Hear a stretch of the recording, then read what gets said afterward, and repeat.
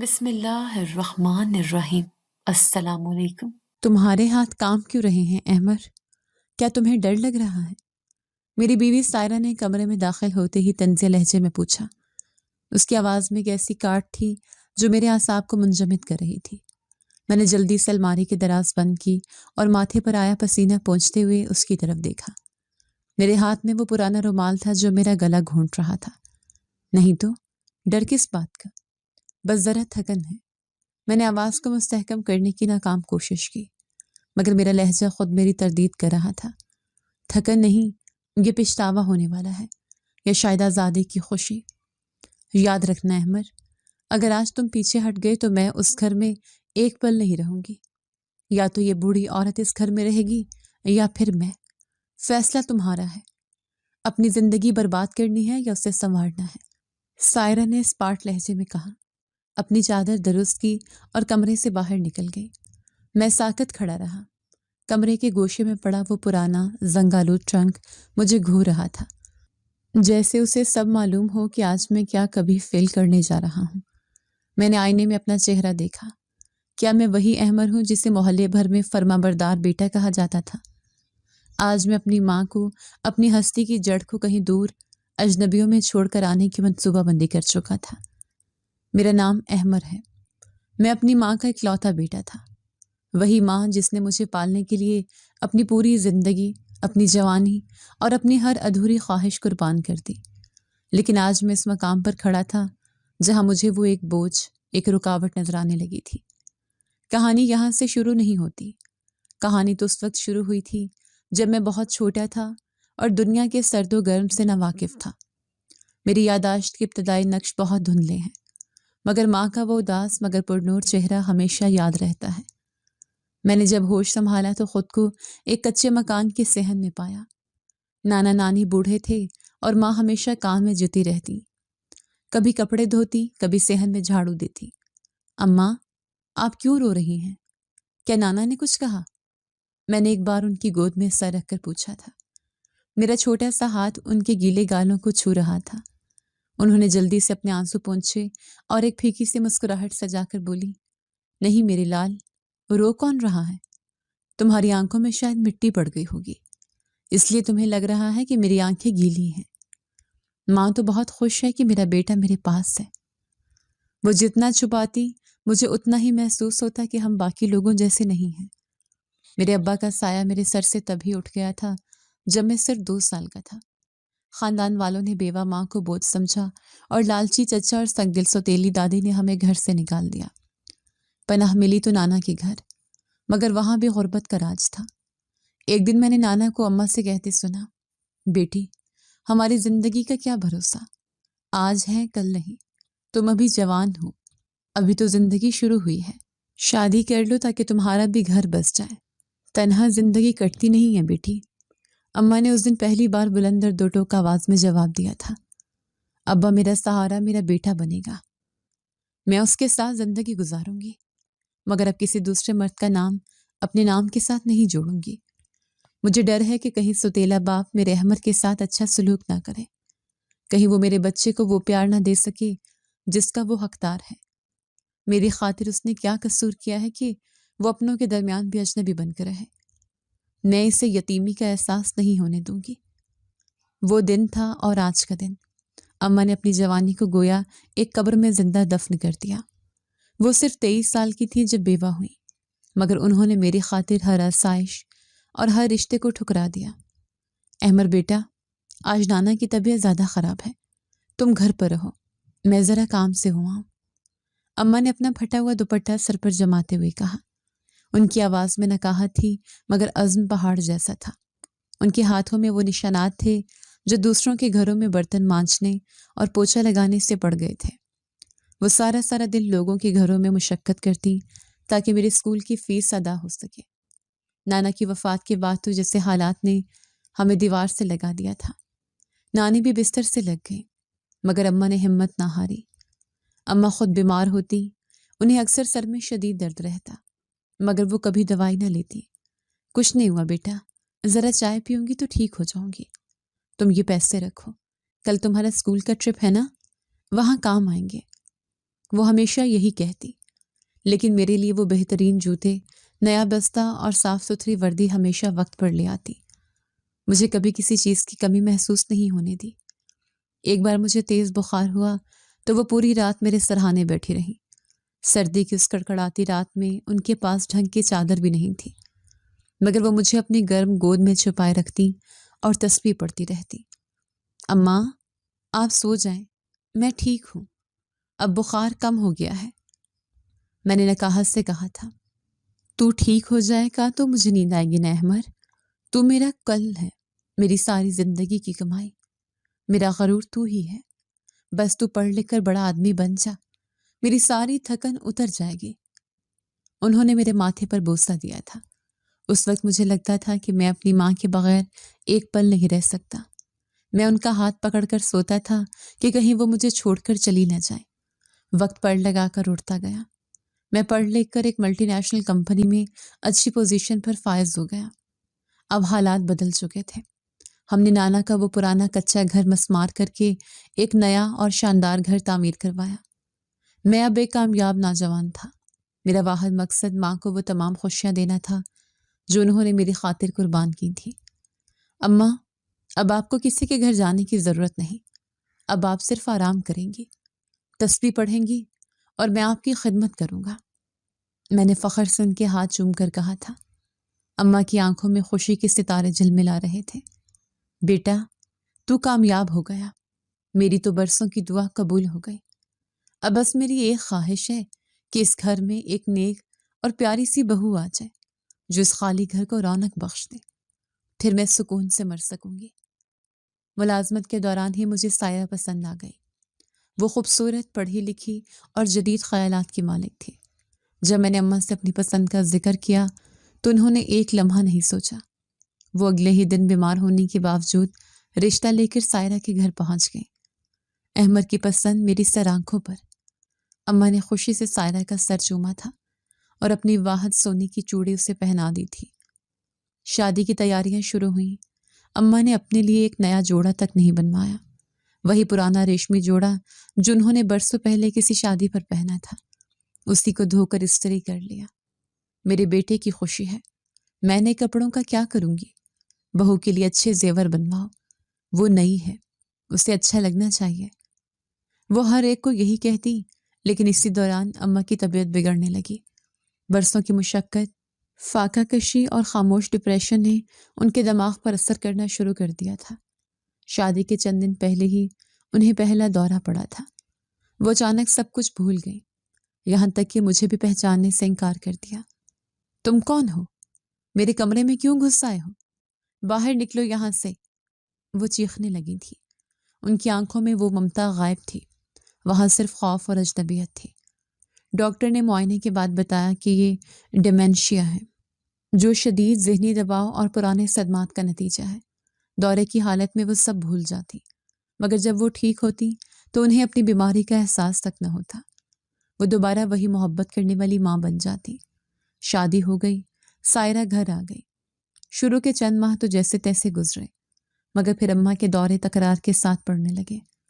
وہ کبھی کچن میں جلتا ہوا چولہا کھلا چھوڑ دیتی، کبھی آدھی رات کو گھر کا بیرونی دروازہ کھول کر گلی میں نکل جاتی، اور کبھی سائرہ کو دیکھ کر شور مچا دیتی کہ یہ چور ہے۔ احمر، یہ کیا مذاق ہے؟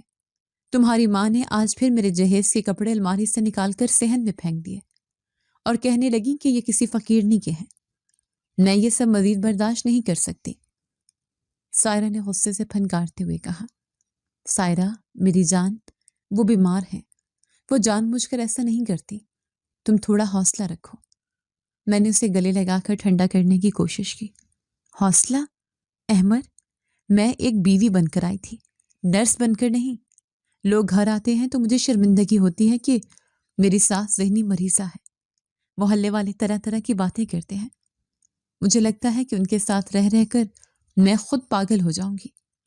یا تو انہیں کسی پاگل خانے میں بھیجو یا پھر میں چلی جاتی ہوں۔ سائرہ کے الفاظ زہر میں بجھے ہوئے تھے۔ آہستہ آہستہ سائرہ کی روز روز کی شکایتوں نے میرے دل میں جگہ بنانا شروع کر دی۔ میں جب دفتر سے تھکا ہارا آتا، سائرہ کی تلخ باتوں اور تانوں کا سامنا کرنا پڑتا۔ معاشرے کے لوگوں کی عجیب نظریں میرے لیے بوجھ بنتی جا رہی تھیں۔ مجھے محسوس ہونے لگا کہ میری ترقی، میری اس زواجی زندگی کا سکون اور میرا روشن مستقبل اس بوڑھی بیمار عورت کی وجہ سے داؤ پر لگ گیا ہے۔ وہ عورت جس نے مجھے جنم دیا تھا اب مجھے اپنی دشمن لگنے لگی تھی۔ تمہارا حتمی حل کیا ہے سائرہ؟ میں انہیں کسی ہسپتال نہیں بھیج سکتا، لوگ باتیں کریں گے۔ ایک رات میں نے عاجز آ کر پوچھا۔ حل بہت سادہ ہے، انہیں کہیں دور کسی دوسرے شہر لے جا کر چھوڑاؤ جہاں کوئی انہیں نہ جانتا ہو، نہ ان کا پتہ ملے۔ اگر یہ یہاں رہیں تو ہماری زندگی جہنم بنی رہے گی۔ دیکھو احمر، ہمیں اپنی زندگی جینی ہے، ہمیں اپنے مستقبل کے بارے میں سوچنا ہے۔ کب تک اس بوجھ کو ڈھوتے رہیں گے؟ سائرہ نے میرے کندھے پر سر رکھ کر دھیمے اور پرفریب لہجے میں کہا۔ اس رات میں ایک پل نہ سو سکا۔ ضمیر کی آواز بلند تھی، مگر بیوی کی محبت اور نام نہاد سکون کی خواہش اس سے زیادہ طاقتور ثابت ہو رہی تھی۔ میں نے فیصلہ کر لیا کہ میں اماں کو کسی ایسی جگہ چھوڑ آؤں گا جہاں سے وہ کبھی واپس نہ آ سکے۔ کراچی کا ساحل سمندر اس کام کے لیے بہترین تھا، وہاں بہت رش ہوتا تھا اور اماں کو اکثر دن کے وقت ہی دورے پڑتے تھے۔ آج وہی منحوس دن تھا۔ میں نے اماں سے جھوٹ کہا کہ ہم سیر کے لیے جا رہے ہیں۔ وہ ایک چھوٹے بچے کی طرح خوش تھیں۔ انہوں نے وہی پرانا ریشمی جوڑا پہنا ہوا تھا۔ احمر بیٹا، سچ میں تو مجھے سمندر دکھانے لے جا رہا ہے؟ تو کتنا اچھا ہے میرے لال۔ انہوں نے معصومیت سے میرا ہاتھ تھام کر پوچھا۔ ہاں اماں، آپ بہت دنوں سے گھر میں قید تھی، آج خوب سیر کریں گے۔ میں نے ان کی آنکھوں میں جھانکنے کی ہمت نہ پا کر نظریں چراتے ہوئے کہا۔ ہم ساحل پر پہنچے، وہاں لوگوں کا جمع غفیر تھا۔ سمندر کی لہریں شور مچا رہی تھیں، بچے اپنے والدین کے ساتھ ریت کے گھروندے بنا رہے تھے۔ ہر طرف کہکے تھے، مگر میرے سینے میں ایک خوفناک خاموشی تھی۔ میں نے اماں کا ہاتھ مضبوطی سے پکڑا ہوا تھا، لیکن جیسے ہی ہم رش کے درمیان پہنچے، میں نے محسوس کیا کہ اماں کا ہاتھ ڈھیلا پڑ رہا ہے۔ ان کی نظریں بھٹکنے لگیں، وہی مخصوص کیفیت طاری ہو رہی تھی۔ ان کا دورہ شروع ہو چکا تھا۔ احمر، یہ کہاں آ گئے ہم؟ یہ اتنے لوگ کون ہیں؟ میرا گھر کہاں ہے؟ ان کی آواز میں لرزش اور بے یقینی تھی۔ یہی وہ موقع تھا جس کا میں انتظار کر رہا تھا۔ میں نے آہستگی سے مگر جان بوجھ کر اپنا ہاتھ ان کے ہاتھ سے چھڑا لیا۔ وہ ایک لمحے کے لیے ٹھٹکی، شاید انہیں احساس ہوا کہ وہ سہارا چھن گیا ہے جس پر وہ تکیہ کیے ہوئے تھی۔ احمر بیٹا، کہاں گئی تم؟ میرا ہاتھ پکڑ لو، یہاں بہت رش ہے، میں کھو جاؤں گی، مجھے ڈر لگ رہا ہے۔ احمر! وہ پاگلوں کی طرح چاروں طرف دیکھنے لگی۔ میں نے پیچھے مڑ کر دیکھنے کی جسارت نہ کی۔ میں تیزی سے لوگوں کے ہجوم کو چیرتا ہوا آگے بڑھتا گیا۔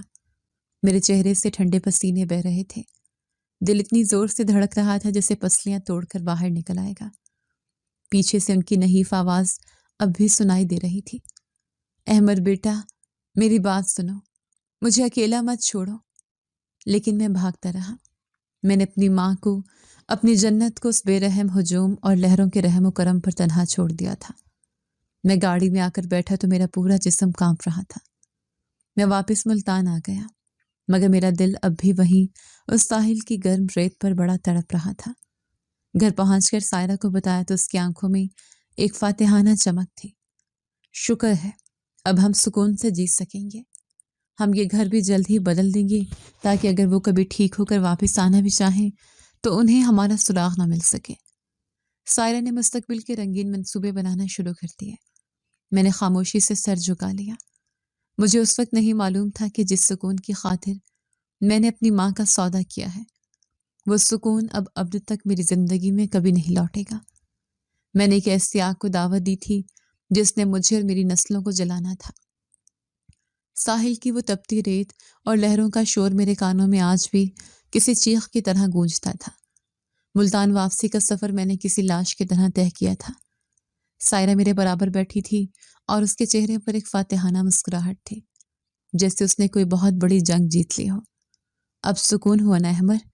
دیکھنا اب ہماری زندگی کتنی پرسکون ہو جائے گی۔ سائرہ نے میرا ہاتھ تھامتے ہوئے کہا۔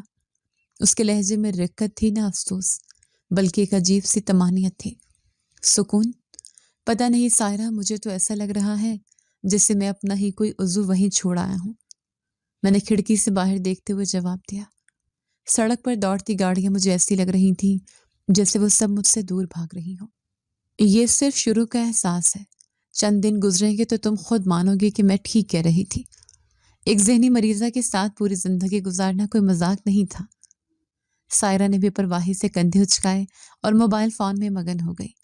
گھر پہنچتے ہی مجھے در و دیوار کاٹنے کو دوڑنے لگے۔ وہ صحن جہاں اماں اکثر بیٹھی تسبیح پڑھتی تھیں اب بالکل خالی اور ویران تھا۔ کچن سے ان کی کھانسی کی آواز نہیں آ رہی تھی اور نہ ہی کوئی مجھے یہ کہنے والا تھا کہ احمد بیٹا ہاتھ منہ دھو لو، میں نے تمہارے لیے پراٹھا بنایا ہے۔ احمد کھڑے کیوں ہو گئے؟ جلدی سے اپنا سامان پیک کرو، ہمیں کل ہی یہاں سے نکلنا ہے۔ سائرہ نے کمرے میں جاتے ہوئے ہدایت دی۔ کل؟ اتنی جلدی کیا ہے سائرہ؟ ابھی تو ہم آئے ہیں۔ میں نے حیرت سے اسے دیکھا۔ تم سمجھے نہیں؟ اگر کل کو ان کی طبیعت ٹھیک ہو گئی اور کسی نے انہیں پہچان کر یہاں پہنچا دیا تو ہمیں یہ شہر چھوڑنا ہوگا، یا کم از کم یہ گھر تو لازمی بدلنا ہوگا تاکہ کوئی سراغ نہ ملے۔ سائرہ کی منصوبہ بندی اتنی گہری تھی کہ میں دنگ رہ گیا۔ اگلے 24 گھنٹے میں نے کسی روبوٹ کی طرح گزارے۔ میں نے گھر کا سامان سمیٹا، اماں کی چیزیں کونے میں ڈھیر کر دی۔ ان کا وہ پرانا لکڑی کا ٹرنک وہیں پڑا تھا جس میں وہ اپنی کائنات چھپا کر رکھتی تھیں۔ میرا دل چاہا کہ اسے وہیں چھوڑ دوں، مگر پھر سوچا کہ اس میں نانا نانی کی کچھ پرانی تصویریں ہوں گی، اس لیے اسے بھی گاڑی میں رکھوا دیا۔ ہم نے ملتان کا وہ پرانا محلہ چھوڑ دیا اور شہر کے دوسرے کونے میں ایک نیا مکان کرائے پر لے لیا۔ یہ گھر بڑا تھا، نیا تھا اور سائرہ کی پسند کا تھا، مگر یہاں کی ہواؤں میں وہ اپنائیت نہیں تھی جو نانا کے گھر میں تھی۔ دیکھو احمد، یہ کچن کتنا کشادہ ہے، اب مجھے کسی کی مداخلت کا ڈر نہیں ہوگا۔ سائرہ نئے گھر کے در و دیوار دیکھ کر نہال ہو رہی تھی۔ ہاں، بہت اچھا ہے، میں نے بے دلی سے کہا۔ میری نظریں بار بار دروازے کی طرف اٹھ جاتی تھیں، جیسے مجھے امید ہو کہ ابھی اماں اندر داخل ہوں گی اور کہیں گی کہ احمد لال، یہ نیا گھر تو بہت پیارا ہے۔ رات ہوئی تو نیند میری آنکھوں سے کوسوں دور تھی۔ باہر بارش شروع ہو گئی تھی۔ بارش کی ہر بوند جیسے میری ضمیر پر دستک دے رہی تھی۔ مجھے یاد آیا کہ اماں کو بارش سے بہت ڈر لگتا تھا۔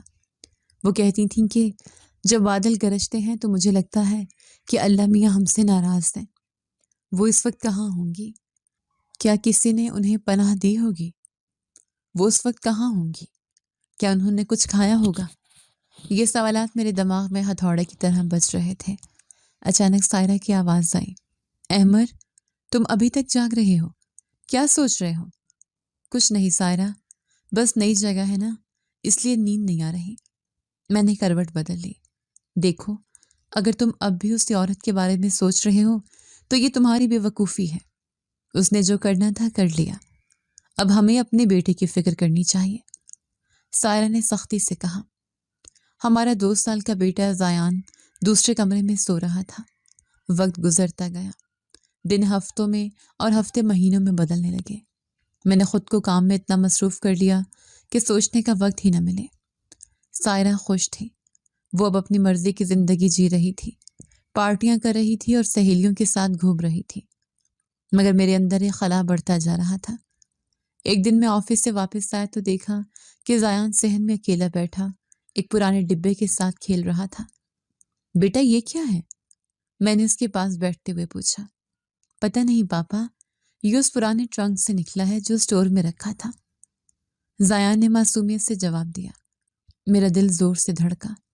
میں اسٹور روم کی طرف بھاگا۔ وہاں اماں کا وہ ٹرنک کھلا پڑا تھا۔ سائرہ نے شاید صفائی کے دوران اسے وہاں سے نکال کر صحن میں رکھ دیا تھا تاکہ اسے کباڑی کو دیا جا سکے۔ میں ٹرنک کے پاس بیٹھ گیا۔ اس میں سے وہی پرانی خوشبو آ رہی تھی جو اماں کے کپڑوں سے آتی تھی، چنبیلی اور پسینے کی ملی جلی مہک جو صرف ایک ماں کے وجود سے آ سکتی ہے۔ میں نے ٹرنک کے اندر ہاتھ ڈالا۔ سب سے اوپر ان کی وہ پرانی تسبیح پڑی تھی جس کے دانے ان کے مسلسل ذکر سے گھس چکے تھے۔ نیچے ان کے چند بوسیدہ کپڑے تھے، وہی ململ کے دوپٹے جو وہ سر پر اوڑھتی تھی۔ احمد، تم یہاں کیا کر رہے ہو؟ میں نے کہا تھا نا کہ یہ کباڑ نکال دو، اسے گھر میں بو آتی ہے۔ سائرہ نے اسٹور کے دروازے پر کھڑے ہو کر ناک چڑھاتے ہوئے کہا۔ سائرہ، یہ کباڑ نہیں ہے، یہ میری ماں کی نشانیاں ہیں۔ میں نے پہلی بار اسے دبے ہوئے غصے سے دیکھا۔ نشانیاں؟ وہ عورت خود ایک بوجھ تھی اور اب تم ان کی ان پرانی چیزوں کو سینت سینت کر رکھ رہی ہو۔ پھینک دو اسے، سائرہ چلائی۔ نہیں سائرہ، یہ یہی رہے گا۔ میں نے ٹرنک بند کر دیا مگر میرا ہاتھ کانپ رہا تھا۔ اسی رات مجھے ایک عجیب خواب آیا۔ میں نے دیکھا کہ میں اسی ساحل پر کھڑا ہوں اور سمندر کی لہریں بہت اونچی ہو رہی ہیں۔ اماں دور کھڑی ہیں اور ان کا ہاتھ میری طرف بڑھا ہوا ہے۔ وہ کچھ کہہ رہی ہیں مگر لہروں کے شور میں ان کی آواز سنائی نہیں دے رہی۔ میں ان کی طرف بھاگنا چاہتا ہوں مگر میرے پیر ریت میں دھنسے ہوئے ہیں۔ اچانک ایک بہت بڑی لہر آئی اور انہیں بہا لے گئی۔ میں چیخ مار کر اٹھ بیٹھا۔ میرا پورا جسم پسینے میں شرابور تھا۔ سائرہ برابر میں سکون کی نیند سو رہی تھی۔ میں اٹھ کر کچن میں آیا اور پانی پیا۔ میرا ضمیر مجھے ملامت کرنے لگا تھا۔ وہ تمام لمحے جب اماں نے بھوکا رہ کر مجھے کھلایا تھا، جب انہوں نے اپنی بیماری چھپا کر میری خوشیوں کا خیال رکھا تھا، وہ سب ایک فلم کی طرح میرے آنکھوں کے سامنے چلنے لگے۔ میں نے کیا کر دیا؟ میں اتنا سنگ دل کیسے ہو گیا؟ میں نے سر پکڑ کر وہیں فرش پر بیٹھ گیا۔ اگلی صبح میں نے ارادہ کیا کہ میں کراچی جاؤں گا اور انہیں ڈھونڈوں گا۔ میں نے سائرہ کو کچھ نہیں بتایا اور آفس کا بہانہ کر کے گھر سے نکل گیا۔ میں سیدھا ایئرپورٹ پہنچا اور کراچی کی فلائٹ لی۔ ساحل سمندر پر پہنچ کر مجھے وہی جگہ مل گئی جہاں میں نے انہیں چھوڑا تھا۔ میں نے وہاں موجود دکانداروں، گھوڑے والوں اور اونٹ والوں سے ان کا پوچھا، بھائی یہاں ایک بوڑھی خاتون تھی جن کی ذہنی حالت ٹھیک نہیں تھی، کیا آپ نے انہیں دیکھا؟ میں نے ایک چائے والے سے پوچھا، صاحب یہاں تو روز ہزاروں لوگ آتے ہیں، ہمیں کیا پتہ کون سی بوڑھی عورت؟ اس نے بے نیازی سے جواب دیا۔ میں نے کئی گھنٹے وہاں گزارے، ہر چہرے میں اپنی ماں کو ڈھونڈا مگر وہ کہیں نہیں تھی۔ وہاں کا رش دیکھ کر مجھے احساس ہوا کہ میں نے ان کے ساتھ کتنی بڑی زیادتی کی تھی۔ وہ تو شہر سے بھی واقف نہیں تھی، وہ کہاں گئی ہوں گی؟ میں نا امید ہو کر واپس ملتان آ گیا۔ سائرہ کو میرا یہ رویہ عجیب لگنے لگا تھا۔ احمر تم آج کل بہت بدلے بدلے لگ رہے ہو، کیا بات ہے؟ اس نے ایک شام چائے پیتے ہوئے پوچھا۔ کچھ نہیں، بس کام کا بوجھ ہے، میں نے مختصر جواب دیا۔ دیکھو اگر تم ابھی تک اس بات کو لے کر بیٹھے ہو تو یہ فضول ہے۔ زیان بڑا ہو رہا ہے، ہمیں اس کے اسکول کے لیے پیسے جمع کرنے ہیں، ہمیں اپنی گاڑی بدلنی ہے، ان فضول باتوں میں اپنا وقت ضائع مت کرو۔ سائرہ نے نصیحت کی جیسے وہ مجھے زندگی کا فلسفہ سمجھا رہی ہو۔ میں نے سائرہ کی طرف دیکھا، وہ کتنی خوبصورت تھی مگر اس کے اندر کی ممتا اور ہمدردی جیسے مر چکی تھی۔ کیا میں بھی اس جیسا بن گیا تھا؟ کیا ایک عورت کی محبت میں نے خدا کو بھی بھلا دیا تھا؟ اسی رات میں نے ایک فیصلہ کیا، میں اب خاموش نہیں رہوں گا، میں اپنی ماں کو ڈھونڈ کر رہوں گا، چاہے مجھے اپنی پوری دولت ہی کیوں نہ لٹانی پڑے۔ مگر ایک بات مجھے کھائے جا رہی تھی، وہ ٹویسٹ جو ابھی تک پردہ غیب میں تھا۔ جب میں نے اماں کو چھوڑا تھا ان کے چہرے پر خوف نہیں تھا بلکہ ایک عجیب سی خاموشی تھی۔ کیا انہیں پہلے سے معلوم تھا کہ میں یہ کرنے والا ہوں؟ یہ سوال مجھے بے چین کر رہا تھا۔ میں نے سوچا کہ شاید اماں کے اس ٹرنک میں کوئی ایسی چیز ہو جو مجھے ان کے بارے میں کچھ بتا سکے۔ میں دوبارہ اسٹور روم میں گیا اور ٹرنک کھولا۔ اس بار میں نے ایک ایک کپڑے کو غور سے دیکھنا شروع کیا۔ وہاں ان کا وہ جوڑا بھی تھا جنہوں نے میری شادی پر پہنا تھا۔ میں نے اسے اٹھایا تو وہ مجھے بہت بھاری لگا۔ اس کے اندر کچھ تھا۔ میں نے کپڑے کی تہیں کھولی تو میری آنکھیں کھلی کی کھلی رہ گئیں۔ اس جوڑے کے اندر ایک چھوٹا سا پرس چھپایا گیا تھا، وہی پرس جو اماں ہمیشہ اپنے دوپٹے کے پلو سے باندھ کر رکھتی تھی۔ میں نے پرس کھولا تو اس میں سے چند پرانے نوٹ، میری بچپن کی ایک تصویر اور ایک کاغذ نکلا۔ وہ کاغذ نہیں بلکہ ایک رسید تھی، کسی اولڈ ہوم کی رسید نہیں بلکہ وہ ایک وصیت نامہ تھا جو نانا نے مرنے سے پہلے اماں کے نام کیا تھا۔ اس میں لکھا تھا کہ نانا کا وہ گھر جو میں نے دوبارہ بنوایا تھا وہ دراصل قانونی طور پر اماں کے نام تھا۔ میں نے تو صرف اسے مرمت کروایا تھا مگر اس کی اصل مالکن اماں تھی۔ میرا سر چکرانے لگا۔ اگر وہ گھر اماں کا تھا تو میں نے انہیں ان کے اپنے ہی گھر سے بے دخل کر دیا تھا۔ میں نے سائرہ کے کہنے پر ان کا حق مارا تھا۔ احمر تم پھر یہاں کباڑ میں بیٹھے ہو؟ سائرہ کی آواز نے مجھے چونکا دیا۔ میں نے جلدی سے وہ رسید چھپا لی۔ سائرہ اگر اماں واپس آ گئیں تو کیا انہیں قبول کرو گی؟ میں نے اس کی آنکھوں میں دیکھ کر پوچھا۔ کبھی نہیں، وہ باب اب بند ہو چکا ہے احمر، اسے دوبارہ کھولنے کی کوشش مت کرنا۔ سائرہ نے دو ٹوک لہجے میں کہا اور وہاں سے چلی گئی۔ میں وہیں اندھیرے میں بیٹھا رہا۔ مجھے اب احساس ہوا کہ میں نے صرف اپنی ماں کو نہیں چھوڑا تھا، بلکہ میں نے اپنی عاقبت بھی داؤ پر لگا دی تھی۔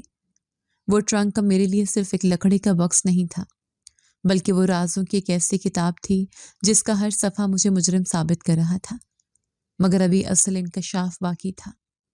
وہ خط جو اماں نے میرے لیے لکھا تھا وہ ابھی تک میرے سامنے نہیں آیا تھا۔ مجھے نہیں معلوم تھا کہ اماں نے میرے ہر ارادے کو پہلے ہی بھانپ لیا تھا۔ وہ ذہنی مریضہ ضرور تھی، مگر ایک ماں کی ممتا کبھی بیمار نہیں ہوتی۔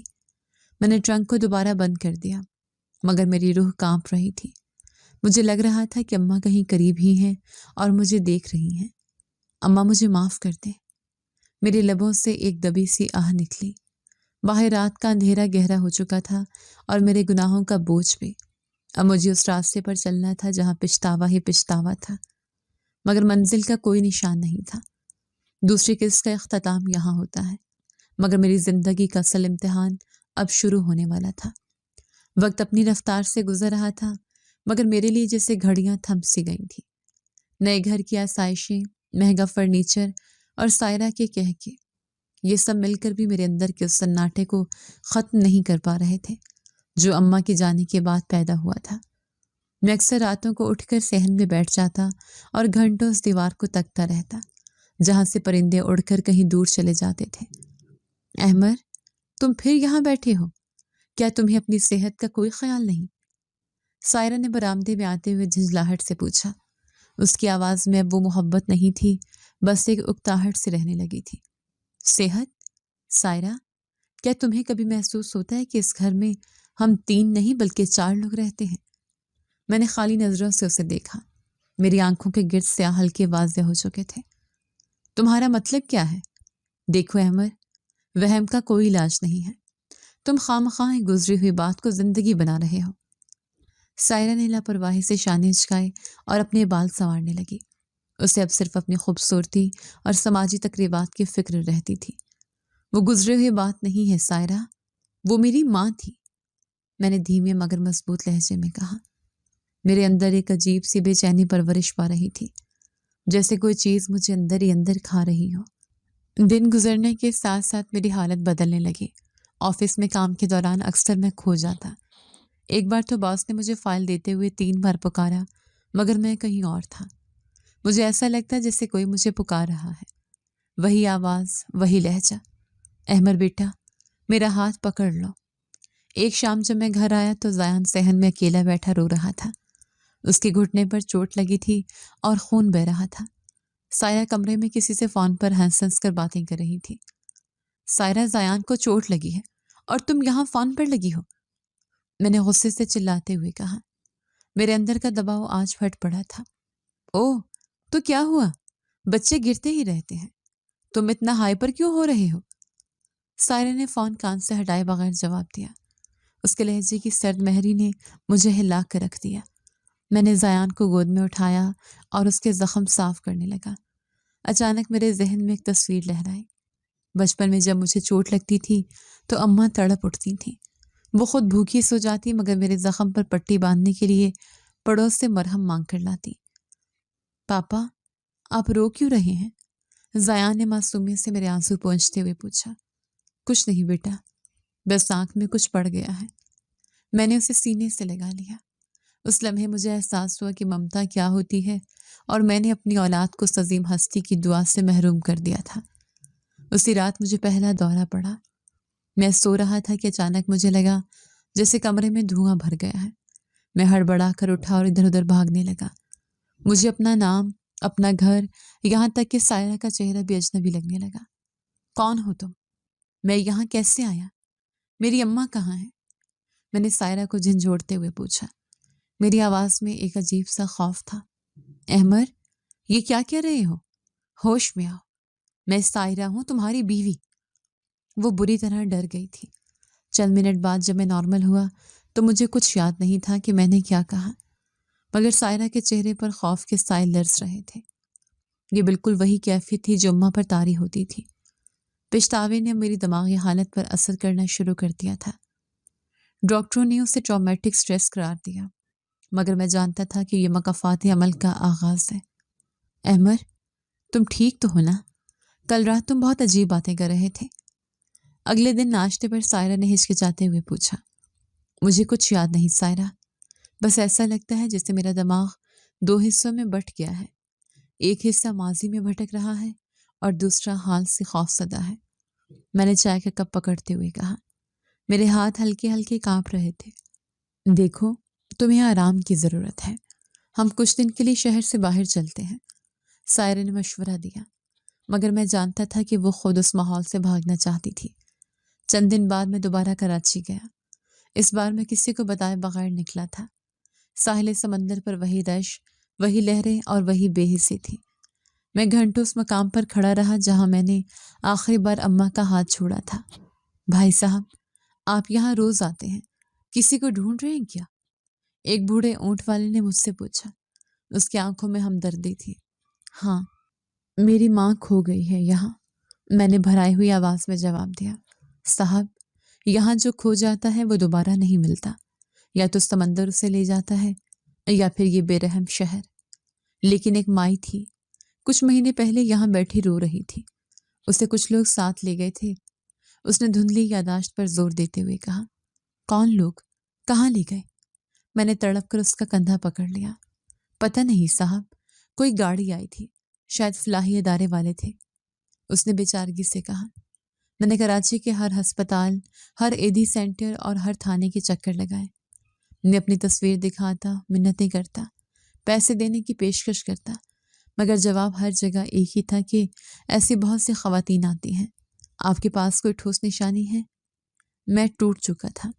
میں واپس ملتان آیا تو سائرہ سے میرا جھگڑا بڑھ گیا۔ وہ میری ذہنی حالت سے تنگ آ چکی تھی۔ احمر، میں اب اس پاگل پن کو مزید برداشت نہیں کر سکتی۔ تم ہر وقت اپنی ماں کا راگ الاپتے رہتے ہو۔ تم نے خود انہیں چھوڑا تھا، اب یہ ڈرامہ کیوں؟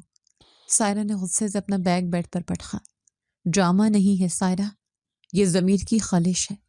تم نہیں سمجھو گی کیونکہ تم نے کبھی محبت کی ہی نہیں، تم نے صرف ضرورت پوری کی ہے۔ میں نے بھی سختی سے جواب دیا۔ محبت؟ اگر میں تم سے محبت نہ کرتی تو تمہارے اس بیمار دماغ کے ساتھ اب تک نہ رہتی۔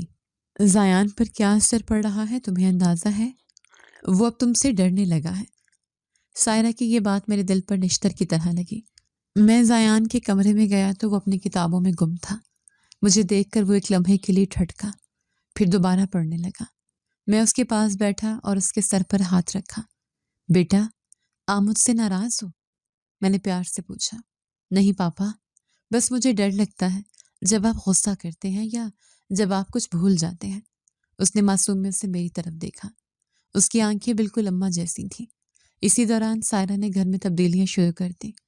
اسے لگ رہا تھا کہ شاید گھر کا ماحول بدلنے سے میری طبیعت ٹھیک ہو جائے۔ اس نے پرانا سامان کباڑ میں نکالنا شروع کر دیا۔ ایک دن جب میں آفس سے آیا تو دیکھا کہ صحن میں وہ پرانا ٹرنک کھلا پڑا ہے اور سائرہ اس میں سے اماں کے پرانے کپڑے نکال کر ایک طرف پھینک رہی ہے۔ سائرہ، یہ تم کیا کر رہی ہو؟ میں نے منع کیا تھا نا کہ اس ٹرنک کو ہاتھ مت لگانا۔ میں دھاڑا۔ احمر، یہ کباڑ ہے، اسے بدبو آتی ہے، میں نیا الماری بنوا رہی ہوں، ہمیں اس پرانی لکڑی کی ضرورت نہیں ہے۔ سائرہ نے بے نیازی سے ایک پرانا دوپٹہ زمین پر پھینکا۔ میرا خون کھول اٹھا، مگر میں خاموش رہا۔ میں نے جھک کر وہ کپڑے اٹھانے شروع کیے، وہی پرانے ململ کے دوپٹے، وہی بوسیدہ قمیصیں۔ اچانک میری نظر ایک ایسے جوڑے پر پڑی جو بالکل نیچے دبا ہوا تھا۔ یہ وہ جوڑا تھا جو اماں نے میری شادی کی رات پہنا تھا۔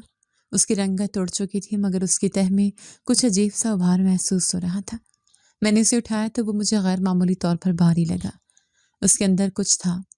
میری انگلیاں کانپنے لگی۔ میں نے کپڑے کی تہیں کھولی تو میرے ہوش اڑ گئے۔ اس جوڑے کے اندر ایک چھوٹا سا چمڑے کا پرس سی کر چھپایا گیا تھا۔ میں نے جلدی سے اسے نکالا اور اپنے کمرے میں آ گیا۔ سائرہ باہر مزدوروں کو ہدایات دے رہی تھی۔ اسے خبر ہی نہیں تھی کہ میں نے کیا ڈھونڈ لیا ہے۔ میں نے کانپتے ہاتھوں سے اس پرس کی سلائی کھولی۔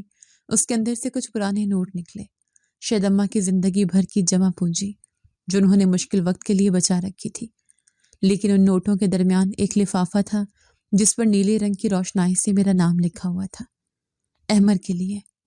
میرا دل اتنے زور سے دھڑکنے لگا کہ مجھے لگا میرا سینہ پھٹ جائے گا۔ یہ اماں کی تحریر تھی، وہی تھر تھراتے ہوئے حروف جو انہوں نے کبھی اسکول کی کاپی پر مجھے لکھنا سکھائے تھے۔ میں نے لفافہ کھولنے کی کوشش کی مگر ہمت جواب دے گئی۔ مجھے محسوس ہوا جیسے اس لفافے کے اندر سے اماں کی سسکیاں سنائی دے رہی ہیں۔ کیا لکھا ہوگا اس میں؟ کیا انہوں نے مجھے بددعا دی ہوگی یا پھر انہوں نے مجھ سے کوئی شکایت کی ہوگی؟ باہر بادل گرج رہے تھے، وہی کالی رات، وہی بارش جو اماں کو خوفزدہ کر دیتی تھی۔ میں نے کھڑکی سے باہر دیکھا، آسمان سے گرتی ہر بوند جیسے مجھ سے پوچھ رہی تھی کہ تم نے اسے کہاں چھوڑا۔ سائرہ کمرے میں داخل ہوئی، اس کے چہرے پر ابھی بھی وہی اکتاہٹ تھی۔ احمد کھانا لگ گیا ہے، آ جاؤ۔ میں نے وہ لفافہ جلدی سے تکیے کے نیچے چھپا دیا۔ میں نہیں چاہتا تھا کہ سائرہ کو اس کا علم ہو۔ ابھی میری ہمت نہیں تھی کہ میں اسے پڑھوں۔ مجھے لگ رہا تھا کہ اس خط کو کھولتے ہی میری زندگی کی بساط الٹ جائے گی۔ رات کے پچھلے پہر جب پورا گھر سو رہا تھا، میں نے چراغ جلایا اور وہ خط نکالا۔ کمرے میں خاموشی اتنی گہری تھی کہ مجھے اپنی سانسوں کی آواز بھی ہتھوڑوں کی طرح لگ رہی تھی۔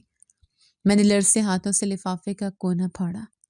خط کے اندر سے کاغذ نکلا جو آنسوں کے دھبوں سے بھرا ہوا تھا۔ جیسے ہی میری نظر پہلی سطر پر پڑی، میرے پیروں تلے سے زمین نکل گئی۔ میری آنکھوں کے سامنے اندھیرا چھانے لگا۔ اس خط میں وہ سچائی لکھی تھی جس نے میرے پچھتاوے کو ایک کبھی نہ ختم ہونے والے عذاب میں بدل دینا تھا۔ اماں کو سب معلوم تھا، انہیں وہ سب یاد تھا جو میں اور سائرن کے بارے میں باتیں کرتے تھے۔ ان کا دورہ محض ایک بیماری نہیں تھی بلکہ وہ تو میری آزمائش تھی۔ میں نے خط پڑھنا شروع کیا مگر ہر لفظ میرے سینے میں خنجر کی طرح اتر رہا تھا۔ میری ماں نے مجھے اس وقت بھی معاف کر دیا تھا جب میں انہیں چھوڑنے کا منصوبہ بنا رہا تھا۔ باہر بارش تیز ہو چکی تھی اور کمرے کے اندر میرے آنسوں کا سمندر بہہ رہا تھا۔ میں نے خط کو سینے سے لگا لیا اور دھاڑے مار کر رونے لگا۔ اماں مجھے معاف کر دے، اماں۔ سائرہ کی آنکھ کھل گئی، وہ حیرت اور غصے سے مجھے دیکھنے لگی۔ احمد کیا ہوا؟ تم پھر وہی پاگل پن شروع کر رہے ہو؟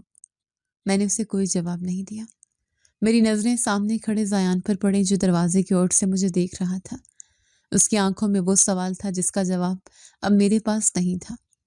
نئے گھر کی بلند و بالا دیواریں مجھے کاٹنے کو دوڑ رہی تھی۔ سائرہ نے بڑے شوق سے اس گھر کو جدید فرنیچر سے سجایا تھا مگر مجھے ہر کونے سے اپنی ماں کی سسکیاں سنائی دیتی تھیں۔ وہ سکون جس کی تلاش میں نے اپنی ہستی بیچ دی تھی، وہ کہیں نظر نہیں آ رہا تھا۔ آج میں نے ارادہ کر لیا تھا کہ میں اماں کا وہ ٹرنک کھول کر رہوں گا جسے میں نے ہفتوں سے اسٹور روم کے اندھیرے میں قید کر رکھا تھا۔ میں نے اسٹور روم کا زنگالو دروازہ کھولا تو سامنے وہی پرانا لکڑی کا ٹرنک پڑا تھا جس پر وقت کی دھول نے ایک گہری چادر تان لی تھی۔ یہ محض ایک صندوق نہیں تھا، یہ میری ماں کی ممتا کا مدفن تھا، ان کی زندگی بھر کی جمع پونجی کا امین۔ میں نے اسے گھسیٹ کر اپنے کمرے کے بیچوں بیچ رکھا۔ اس کی چڑچڑاہٹ نے خاموش گھر میں ایک ارتعاش پیدا کر دیا۔ سائرہ جو آئینے کے سامنے بیٹھی بڑے اطمینان سے بالوں میں کنگھی کر رہی تھی، آئینے میں میرا عکس دیکھ کر مڑے۔ احمد، یہ کباڑ پھر یہاں؟ میں نے صبح ہی مزدوروں سے کہا تھا کہ اسے باہر کچرے والے کو دے دیں، اس سے عجیب سی بو آتی ہے، پورے گھر کا ڈیکور خراب ہو رہا ہے۔ سائرہ نے ماتھے پر بل ڈال کر ناگواری سے کہا۔ اس کے لہجے کی سردی میرے اعصاب پر ہتھوڑے کی طرح لگی۔ سائرہ، اسے یہی رہنے دو، یہ میرا آخری فیصلہ ہے۔ میں نے اس کی طرف دیکھے بغیر سپاٹ اور فیصلہ کن لہجے میں جواب دیا۔ میرے لہجے میں وہ کاٹ تھی جس نے اسے کچھ دیر کے لیے خاموش کر دیا۔ میں زمین پر بیٹھ گیا اور کانپتے ہاتھوں سے ٹرنک کا وہ پرانا تالا کھولا جسے اماں اپنی جان سے زیادہ عزیز رکھتی تھی۔ جیسے ہی ڈھکن کھلا، چنبیلی اور پرانے کپڑوں کی ایک ملی جلی مہک کمرے میں پھیل گئی۔ اندر وہی پرانی دنیا بسی تھی، ململ کے دوپٹے، ایک پرانی تسبیح اور وہ سوتی کپڑے جو اب دھل دھل کر بوسیدہ ہو چکے تھے۔ سب سے نیچے وہی ریشمی جوڑا تھا جو اماں نے میری شادی پر پہنا تھا، وہی جوڑا جو انہوں نے کئی بار دھو کر استری کیا تھا کیونکہ ان کے پاس نیا خریدنے کے پیسے نہیں تھے۔ انہوں نے تو وہ پیسے بھی میری شیروانی کے لیے بچا لیے تھے۔ جیسے ہی میں نے اس جوڑے کو اٹھایا، اس کے نیچے سے ایک سفید لفافہ برآمد ہوا جس پر بڑے واضح حروف میں میرا نام لکھا تھا۔ لفافہ دیکھتے ہی میرے ماتھے پر ٹھنڈا پسینہ آ گیا۔ میرا دل اتنی زور سے دھڑکا کہ مجھے اپنی پسلیاں ٹوٹتی ہوئی محسوس ہوئیں۔ میں نے لرزتے ہاتھوں سے وہ خط کھولا اور جیسی پہلی سطر پڑھی، میری آنکھوں کے سامنے اندھیرا چھانے لگا۔ میرے بیٹے، میری جان احمد، میری زبان سے ایک ہولناک سسکی نکلی۔ میری ماں، میری پیاری ماں۔ میری آنکھوں سے آنسو ٹوٹ کر کاغذ پر گرے اور نیلی روشنائی پھیلنے لگی، جیسے وہ بھی رو رہی ہو۔ خط میں لکھا تھا، میری بیٹی، میں تمہاری اور تمہاری بیوی کی ساری باتیں سن چکی ہوں۔ تم مجھے دور کہیں چھوڑ آؤ گے، اس کا اندازہ مجھے تبھی ہو گیا تھا جب ایک رات تم سائرہ سے کہہ رہے تھے کہ تم فکر نہ کرو، میں اس کا حل نکال لوں گا۔ احمر، ماں کا دل تو ویسے ہی کمزور ہوتا ہے، مگر میں نے اس دن خود کو پتھر کر لیا تھا۔ میں جانتی ہوں کہ جب تم یہ خط پڑھو گے تو میں تم پر بوجھ بن چکی ہوں گی اور تم اس بوجھ کو اتار کر کسی اجنبی جگہ پھینک آؤ گے۔ مجھے دورہ پڑتا ہے اور مجھے کچھ یاد نہیں رہتا، یہ سچ ہے، لیکن میرا دل کبھی نہیں بھولتا کہ تم میرے وہی چھوٹے احمر ہو جسے میں نے لوگوں کے گھروں میں برتن مانجھ کر اور فاقے کاٹ کر پالا تھا۔ تمہارا چہرہ میں اس دورے کی حالت میں بھی نہیں بھولتی، جب تم بچپن میں بیمار پڑتے تھے اور میں کئی راتیں تمہارے سرہانے جا کر گزارتی تھی۔ اگر میرا وجود تمہاری خوشیوں میں رکاوٹ ہے تو میں خود تمہارے ساتھ چلوں گی، میں تمہیں روکوں گی نہیں۔ میں نے خط کو سینے سے لگا لیا، میرے اندر ایک قیامت برپا تھی۔ اماں کو سب معلوم تھا، وہ جانتے بوجھتے ہوئے اس ذلت کے سفر پر میرے ساتھ چل پڑی تھی تاکہ ان کا بیٹا خوش رہ سکے۔ میں تمہیں بددعا نہیں دوں گی احمر، کیونکہ ماں کی زبان پر بددعا نہیں آتی، مگر میری بات یاد رکھنا، ہمیشہ خدا سے ڈرنا، کیونکہ ماں کو چھوڑنے والے کو دنیا کبھی سکون نہیں دیتی۔ میں تم سے ناراض نہیں ہوں، بس دعا ہے کہ تمہیں کبھی وہ دن نہ دیکھنا پڑے جو تم مجھے دکھا رہے ہو۔ کل کو تمہاری اولاد بھی تمہیں ایسے نہ چھوڑے جیسے تم مجھے چھوڑ کے آؤ گے۔ اسی لمحے مجھے اپنے پیچھے کسی کی موجودگی کا احساس ہوا۔ میں نے مڑ کر دیکھا تو میرا 7 سالہ بیٹا زیان دروازے پر کھڑا تھا۔ اس کے معصوم چہرے پر ایسی سنجیدگی اور دکھ تھا جو اس کی عمر سے کہیں زیادہ تھا۔ ابا، آپ رو کیوں رہے ہیں؟ کیا آپ کو بھی دادوں کی طرح دورہ پڑا ہے؟ زیان نے قریب آ کر معصومیت سے پوچھا۔ میں نے اسے گلے لگانا چاہا مگر وہ ایک قدم پیچھے ہٹ گیا۔ اس کی آنکھوں میں ایک ایسا سوال تھا جس نے میری روح کے ٹکڑے کر دیے۔ ابا، ایک بات پوچھوں؟ جب آپ بوڑھے ہو جائیں گے اور آپ کو دورے پڑیں گے تو میں بھی آپ کو اسی ساحل پر چھوڑاؤں گا نا، اور پھر ہم اپنا گھر بدل لیں گے تاکہ آپ ہمیں ڈھونڈ نہ سکیں۔ میں نے سب سنا تھا ابا، جب آپ ممی سے کہہ رہے تھے کہ دادو آپ بوجھ بن گئی ہیں۔ میں اب بڑا ہو رہا ہوں ابا، میں آپ سے سب سیکھ رہا ہوں کہ بوڑھوں کے ساتھ کیا کرنا ہے۔ زیان کے یہ الفاظ نہیں تھے، وہ دہکتے ہوئے کوئلے تھے جو اس نے میرے کلیجے پر رکھ دیے تھے۔ نہیں زیان، ایسا نہیں کہتے بیٹا، میرا مطلب وہ نہیں تھا۔ میرے لبوں سے بمشکل یہ نکلا، مگر الفاظ میرا ساتھ نہیں دے رہے تھے۔ کیوں ابا؟ آپ نے بھی تو یہی کیا نا، دادوں کا ہاتھ چھوڑ دیا تھا۔ میں نے وہ دن دیکھا تھا جب آپ واپس آئے تھے اور ممی خوش ہو رہی تھی۔ میں آپ کا بیٹا ہوں، میں وہی کروں گا جو آپ نے کیا۔ زیان یہ کہہ کر کمرے سے باہر نکل گیا، جیسے وہ مجھے میری اپنی ہی تصویر دکھا گیا ہو۔ پورا جسم لرزنے لگا، پچھتاوا اب ایک ناسور بن کر میری رگوں میں دوڑ رہا تھا۔ میں دیوانہ وار اٹھا اور سائرہ کی طرف بڑھا جو ابھی تک وہیں کھڑی تماشا دیکھ رہی تھی۔ اس کے چہرے پر خوف کی لکیریں واضح تھی۔ دیکھ لیا سائرہ، یہ تمہاری تربیت ہے۔ تم نے میرے معصوم بیٹے کے ذہن میں زہر بھر دیا۔ تم نے مجھ سے میری ماں چھینی اور آج میرا بیٹا مجھ سے میرا مستقبل چھین رہا ہے۔ تم نے کہا تھا نا کہ ہم سکون سے رہیں گے، دیکھو کتنا سکون ہے اس گھر میں۔ میں غصے اور دکھ سے دھاڑا۔ احمر، تم ہوش میں آؤ، یہ سب تم خود کر رہے ہو، میں تو صرف مشورہ دیا تھا۔ سائرہ چلائی، خاموش، دفع ہو جاؤ میری نظروں سے۔ تمہاری وجہ سے میں نے اپنی جنت بیچ دی۔ آج سے میرا اور تمہارا کوئی رشتہ نہیں۔ اگر تم میری ماں کو قبول نہیں کر سکتی، میں ابھی جا رہا ہوں، میں انہیں ڈھونڈ کر لاؤں گا، ورنہ میں کبھی واپس نہیں آؤں گا۔ میں نے اسے جھٹکا دیا اور دیوانہ وار گھر سے نکل گیا۔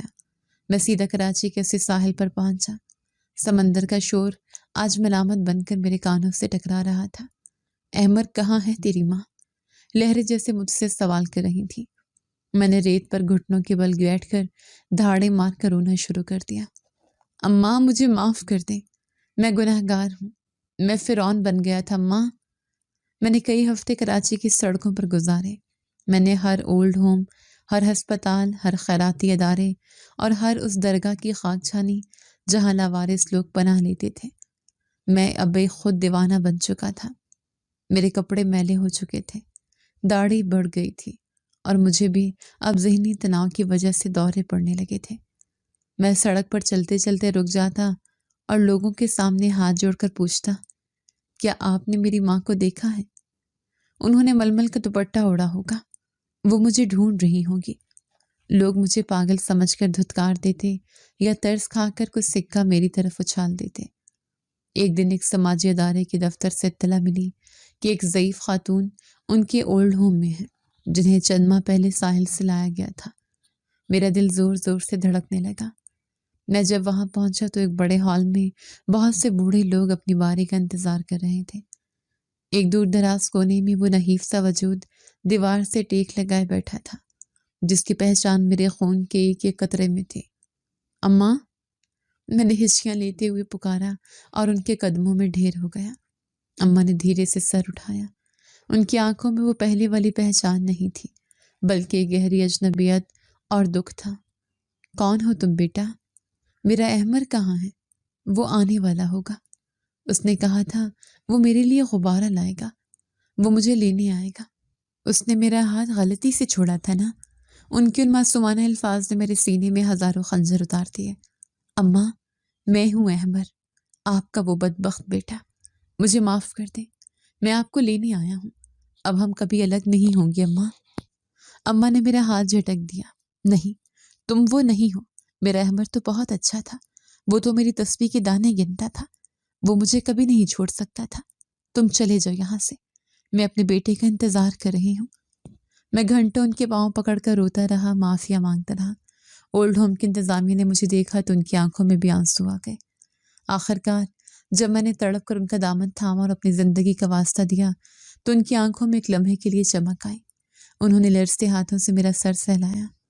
وہ لمس ایسا تھا جیسے تپتی ہوئی دوپہر میں کسی نے ٹھنڈا پانی ڈال دیا ہو۔ میں اماں کو واپس ملتان لے آیا۔ وہ بہت خاموش رہتی ہیں، میں ان کی ہر ضرورت کا خیال رکھتا ہوں، ان کے پاؤں دباتا ہوں، انہیں اپنے ہاتھوں سے نوالے بنا کر کھلاتا ہوں۔ سائرہ اب گھر میں ایک سایہ کی طرح رہتی ہے۔ وہ اب اماں کے سامنے نظریں نہیں اٹھا سکتی کیونکہ زیان اب اس سے بات نہیں کرتا۔ میرا بیٹا اب اپنی ماں سے نفرت کرتا ہے کیونکہ اس نے اپنی دادی کے ساتھ جو کیا وہ زیان کے ننھے سے دل پر ایک گہرا زخم بن گیا ہے۔ ماں باپ جب کمزور ہوتے ہیں، جب وہ ایک بچے کی طرح ضدی ہو جاتے ہیں تو وہ بوجھ نہیں ہوتے، وہ دراصل ہماری آخرت سنوارنے کا آخری اور سنہری موقع ہوتے ہیں۔ جو اولاد اس آزمائش میں فیل ہو جائے وہ پوری زندگی دنیاوی طور پر کتنا ہی کامیاب کیوں نہ ہو جائے، وہ اندر سے ہمیشہ خالی اور ناکام ہی رہتا ہے۔ میں آج بھی جب اماں کو سوتے ہوئے دیکھتا ہوں تو وہ خط یاد آ جاتا ہے اور میرا وجود شرمندگی کی آگ میں جلنے لگتا ہے۔ پچھتاوا شاید کبھی ختم نہیں ہوتا، بس انسان اس کے ساتھ جینا سیکھ لیتا ہے۔ جی تو دوستو، کیسی لگی آپ کو ہماری آج کی کہانی؟ اپنی رائے کا اظہار ہمارے کمنٹس باکس میں ضرور کیجیے گا، اور اگر آپ کو ہماری ویڈیو پسند آئی ہے تو کر لیجیے ہمارے چینل کو سبسکرائب، ویڈیو کو لائک اور بیل آئیکن لازمی پریس کر لیجیے تاکہ ہر نئی آنے والی ویڈیو کا نوٹیفیکیشن آپ کو بر وقت موصول ہو سکے۔ ملتے ہیں ایسی ہی ایک سبق آموز کہانی کے ساتھ، تب تک کے لیے اللہ نگہبان۔